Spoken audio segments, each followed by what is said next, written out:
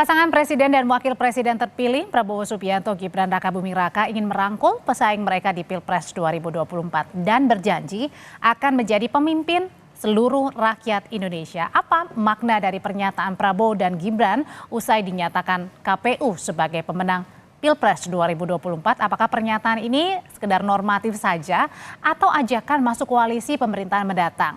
Sore hari ini sudah ada politisi PKB Lulu Nur Hamidah, Ketua Umum Relawan Prabowo Mania Emmanuel Ebenezer yang akan segera bergabung, dan juga pengamat politik Burhanuddin Muhtadi. Selamat sore Bapak-bapak dan juga Ibu. Ya, selamat. Oke. Ya, saya mau ke Mbak Lulu dulu. Mbak Lulu, jadi kan kemarin pidato kemenangan untuk Pak Prabowo nih ya akan merangkul 01, 03. Jadi Pak Prabowo bilang ini pilpresnya sudah selesai dan akan jadi presiden dan wapres untuk semuanya. Jadi termasuk PKB nih yang jangan-jangan juga sudah dirangkul. Jangan-jangan juga sudah dikomunikasi nih. Iya, saya kira pidato semacam itu sangat khas Indonesia ya, dan dari namanya presidennya atau pres sebelumnya juga dengan cara yang sama. Jadi statement pertama biasanya itu merangkul, walaupun tentu itu dengan situasi dan kondisi yang berbeda ya. Kalau konteksnya PKB sampai hari ini kita belum bicara soal rangkulan. Karena apa? Karena memang kita masih berproses untuk bisa menyempurnakan lah situasi kita yang kita memang ada catatan yang memang Mbak Lulu, sambil diperbaiki komunikasinya, jadi kalau sampai dengan sekarang nih, ada nggak pihak dari kubu 02 yang sudah menghubungi PKB? Saya tidak tahu dan sejauh ini belum mendengar soal itu. Tapi kalau misal ditelepon? Ya sama aja, saya kira pada posisi kita ini kan baru aja mendengar putusan dari KPU, dan kemudian pidato pertama dari pasangan Amin, Mas Anies dan juga Gus Muhaimin kan jelas ya bahwa mereka akan membawa beberapa hal yang terkait dengan pelanggaran hak konstitusional ke Mahkamah Konstitusi, dan tadi pagi juga mereka udah menuju ke sana mendaftarkan sengketa itu, dan kami semua pada sangat menghargai itu. Nah, bagi PKB kita Oke, kalau gitu Bang Noel, tadi kalau kata Mbak Lulu bilang ya ini pidatonya biasa saja, pasti akan merangkul begitu. Nah, tapi pertanyaannya adalah sebenarnya pidato dari Pak Prabowo ini hanya sekedar normatif aja atau ajakan untuk ayo gabung pemerintahan Prabowo Gibran? Sebetulnya yang paling penting itu ucapan ketulusan ya, bukan kepura-puraan. Karena memang bangsa ini tidak bisa dibangun dengan sendirian, karena ini kan tanggung jawab kita bersama sebagai anak bangsa. Makanya kemarin disampaikan dalam pidatonya 01, 03, yuk kita sama-sama ke depan melangkah bersama. Nah ini sebetulnya sudah bahasanya gini, udah pemilu sudah selesai, yuk kita bicara tentang langkah-langkah ke depan. Itu yang paling penting, itu intinya atau itu poinnya apa yang disampaikan oleh Pak Prabowo kemarin. Jadi kalau soal persoalan terkait, jadi bukan normatif ya Bang? Politik enggak, itu tulus, itu sikap dan pernyataan Pak Prabowo yang tulus. Karena kan bukan juga untuk meredam hak angket dan juga ini di Mahkamah Konstitusi untuk ajuannya? Hak angket, gini, kita dukung kok hak angket, siapa nggak mendukung, senang kita ada hak angket, gitu loh. Tapi kan juga belum tentu bisa menggugurkan hasil pemilunya. Masa kita harus membatalkan apa yang sudah menjadi pilihan rakyat, kan nggak mungkin. Dan kita juga sampai detik ini senang-senang aja dengan hak angket. Karena kita tidak mau, kan kita juga mau memperbaiki pemilu yang mungkin di mata kawan-kawan yang tidak menerima hasil pemilu, ini seperti ada kekurangan. Ayo kita benar bersama, gitu loh. Gitu. Kalau gitu, gimana, Mbak Noel? Ya saya rasa begitu. Jadi nggak ada perlu lagi yang ditakutkan lah. Mau hak angket, mau hak apa, kita senang. Karena itu kan bagian hak konstitusi yang diberikan oleh konstitusi terhadap siapapun yang hak konstitusinya dilanggar, itu kira-kira. Oke, sebelum ke Mas Burhan nih, saya mau nanya lagi ke Mbak Lulu. Mbak Lulu kan kemarin itu pada saat sebelum pengumuman kan Pak Presiden sempat memanggil ya PKB melaporkan bagaimana kondisi terkini begitu ya. Nah itu kalau kata Projo bilang ini adalah suatu alat yang kayaknya suatu cara yang mungkin saja menarik PKB untuk bisa bersama pemerintahan Prabowo Gibran. Itu benar nggak tuh Mbak Lulu? Ya, itu kan versinya Ketua Projo ya, tetapi kan yang dipanggil Pak Jokowi itu dua-duanya adalah menterinya beliau, jadi itu hal yang sangat lumrah. Saya pernah guyon malahan kalau ada menteri nggak pernah dipanggil presiden, nah itu baru menjadi masalah. Jadi saya kira dua menteri PKB itu bisa dipanggil kapan aja dan kebetulan kan kedua-duanya memang sudah izin maju sebagai caleg, jadi wajar kalau kemudian melaporkan atau kemudian ditanya, baik itu ditanya atau tidak ditanya dan kemudian keduanya melaporkan hasil pileknya, ya saya kira itu wajar aja dan mereka bertemu dengan presiden dalam kapasitas sebagai menteri dan tidak dalam kapasitas sebagai pimpinan PKB. Saya kira itu sampaikan Oke. sendiri. Ya, Mas Burhan, kalau dilihat dari belakangan ini, tadi dua menteri PKB sudah dipanggil Pak Jokowi. Pak Jokowi juga sempat sudah bertemu Ketua Umum Partai Nasdem, Pak Surya Paloh. Nah, kalau gitu jangan-jangan nih, sebenarnya masih ada nggak nih nanti oposisi nih? Atau ninggalin PDIP aja nih? Begini ya, saya melihat pernyataan Pak Prabowo itu menurut saya sesuai dengan track record Pak Prabowo sendiri ya, yang relatif membuka kemungkinan untuk membentuk koalisi raksasa. Kan dulu di 2014 termasuk di 2019 kan ada obsesi dari Pak Prabowo untuk membentuk tenda politik raksasa. Dan dari sisi keperluan politik praktis, justru sekarang malah penting buat Pak Prabowo karena koalisi pendukung Pak Prabowo itu kurang dari 50%. Jadi dari sisi komitmen pribadi tinggi buat Pak Prabowo untuk mengajak partai lain untuk bergabung ke dalam pemerintahan, dan dari sisi kebutuhan pembentukan pemerintahan yang efektif dan efisien juga penting buat Pak Prabowo. Dan saat yang sama ketemu dengan kebutuhan jangka pendek, terutama berkaitan dengan angket maupun gugatan ke MK. Berarti artinya adalah nanti ada kemungkinan juga upaya ini adalah untuk meredam begitu ya pengajuan hak angket dan pengajuan juga gugatan ke MK. Nanti usai jeda tetaplah bersama kami hanya di Kompas Petang. Kalau makna merangkul itu jangan-jangan salah satunya adalah juga untuk meredam hak angket dan pengajuan gugatan di MK. Mas Burhan, meskipun hari ini pasangan 01 ini sudah mengajukan gugatan ke MK.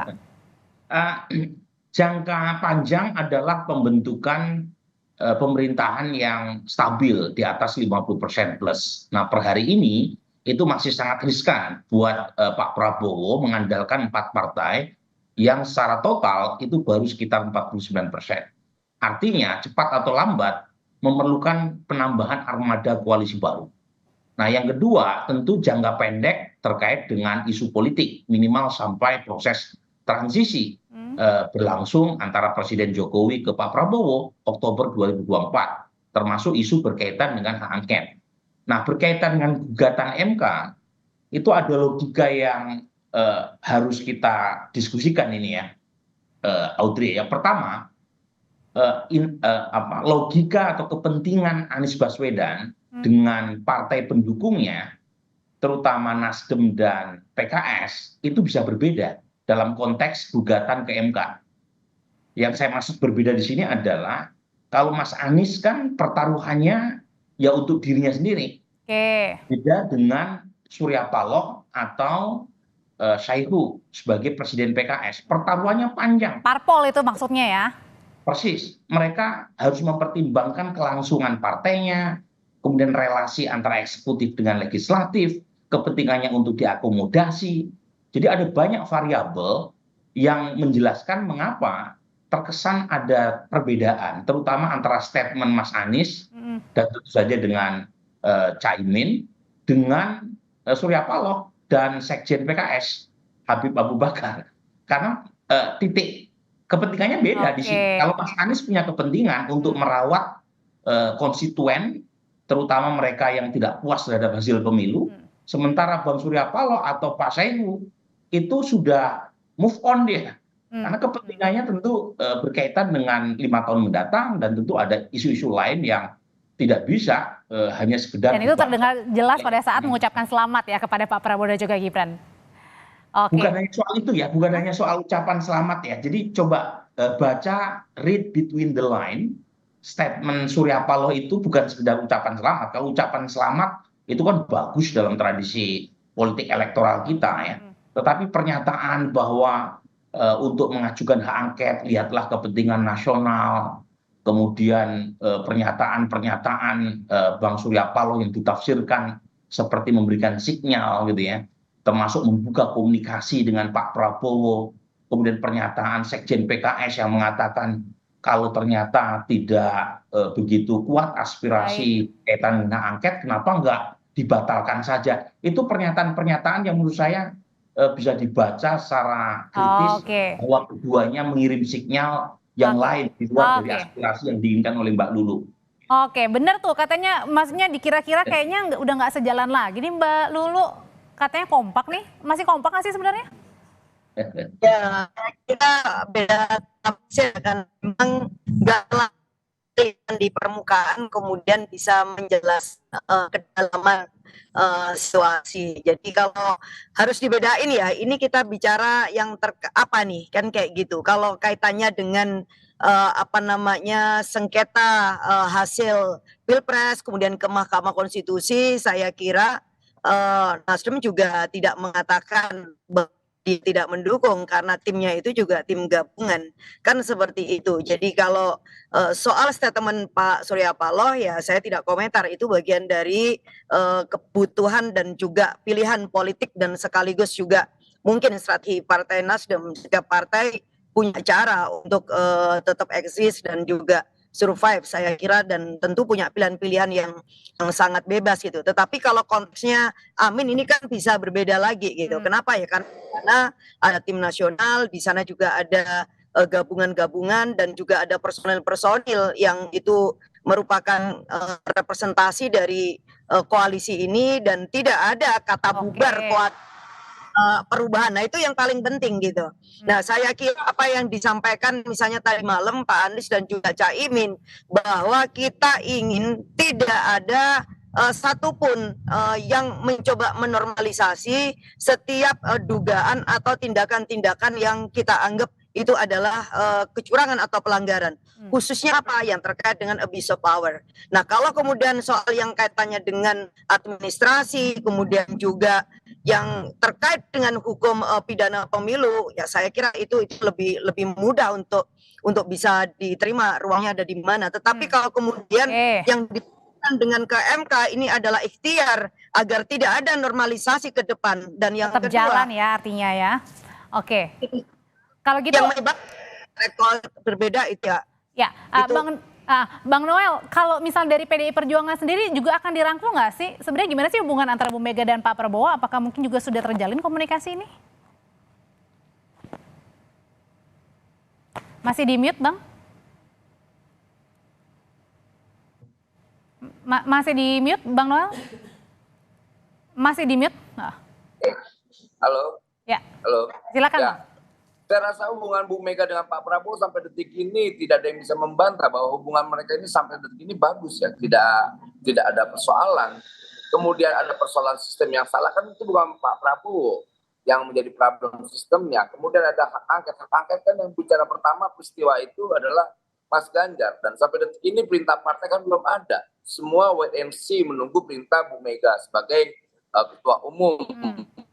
Sebagai pemegang mandat Kongres. Sampai detik ini Bu Mega sangat ditunggu-tunggu kan sikap politik, tapi sikap politik Bu Mega saya yakin sekali menerima hasil pemilu yang sudah terjadi ya, dan terus kemudian sikap Nasdem juga sudah terkonfirmasi dengan sikapnya Surya Paloh, kemudian wakil ketua umum Nasdem yang menyampaikan tahu ada hak angket ya. Ini penting sekali untuk kita pahamin bahwa problem pemilu ini pada batas-batas politik hak angket itu sudah tidak ada lagi, sudah tidak relevan untuk disampaikan ke publik. Kemudian ada problem-problem yang lain yang harus dikonsolidasikan terkait misalnya ada kecurangan, ada abuse of power, ya silakan saja, nggak masalah. Karena kan kita punya kepentingan agar sistem pemilu kita lebih baik dan berkualitas. Saya rasa itu kepentingan kita bersama. Terima kasih. Immanuel Ebenezer, terima kasih Bang Noel, Mas Burhanuddin Muhtadi, dan Mbak Lulu, terima kasih, sehat selalu semuanya. Terima kasih.